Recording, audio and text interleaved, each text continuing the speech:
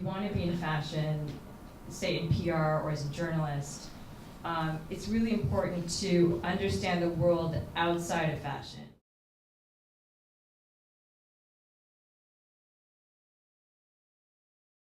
You should understand architecture and philosophy because fashion is just clothes.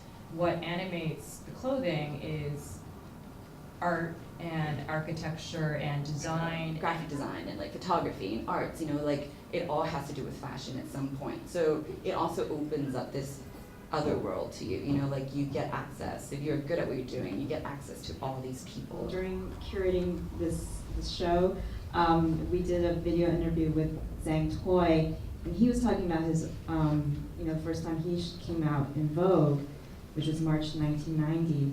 And I was like, I still have that issue. I will go home and I will scan it. And I found it. It was page 132.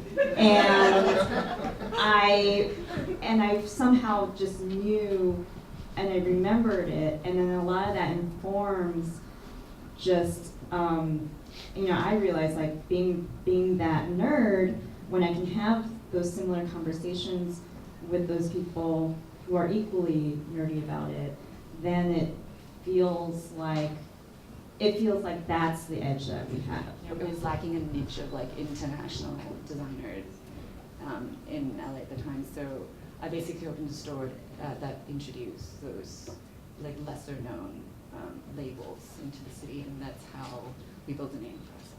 My first internship was with Hong Kong, and then when I was 20, I spent a year with Anna Sui.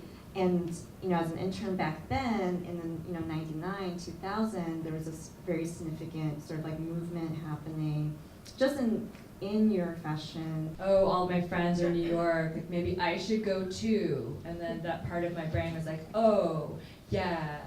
If your friends told you to jump off a bridge, would you do that too? So actually, I moved to Hong Kong for 2 years. And that was pretty amazing because I didn't know anybody. The American education system was very nurturing. British education system was not. I said, well, I already know how to tailor a coat. I kind of taught myself. And she said, well, great, go find something else to do. And we had one model who was like an Amazon, she was so tall. She forgot to tell us that she had a size like 42 foot, which is like, boy zone. And I remember just looking through all the Jimmy Choo shoes, like, oh my, there's gotta be something. Okay, we're gonna just make this really great decision. We're gonna just send her out on the runway, no shoes.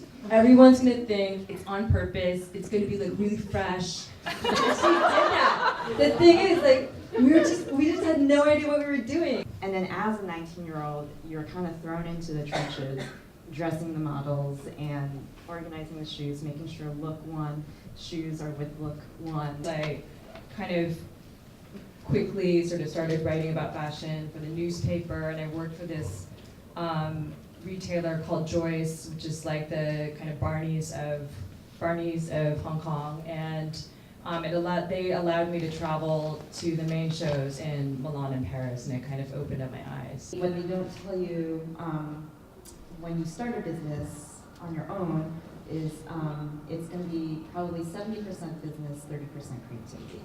I think PR is sort of very small steps. Putting shoes in bags is what I tell my interns.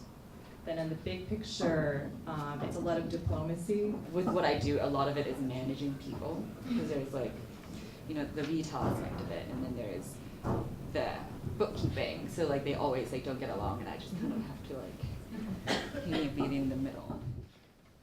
The way that I dress, I wake up in the morning, I kind of take a quick barometer of like, am I ready for those shoes? Am I ready to like go there? Or do I want to fall on the old standby? Like I need routine right now. I need some stability. And like when I approach clothes, it starts when I'm shopping for them. Like I'll go into a store or like on eBay or whatever, and then I would think of how think of what I would do with this piece of clothing, and how I'd wear it and how long it'll last. I usually try to like find things that would last forever, you know. My mom always says it's bad PR on my end to say that I don't really put too much thought into like what I wear if I'm a designer, but I'm also very like if I can make the decision in 3 seconds, I have the rest of the time to spend on my work.